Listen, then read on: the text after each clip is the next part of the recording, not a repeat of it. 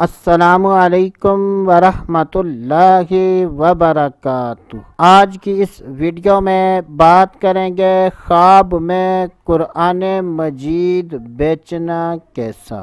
جب بھی خوابوں کی تعبیر بیان کی جائے اور اس میں مرد و عورت میں سے کسی کا ذکر نہ ہو تو اس سے مراد مرد و عورت دونوں ہیں۔ حضرت سیدنا ابن سیرین رحمۃ اللہ تعالی علیہ نے ارشاد فرمایا کہ اگر کوئی خواب میں دیکھے کہ وہ قرآن مجید بیچ رہا ہے تو یہ اس بات کی دلیل ہے کہ خواب دیکھنے والے کے نزدیک دین اسلام ذلیل و خوار ہے، یعنی خواب دیکھنے والا دین اسلام کو اچھا نہیں سمجھتا۔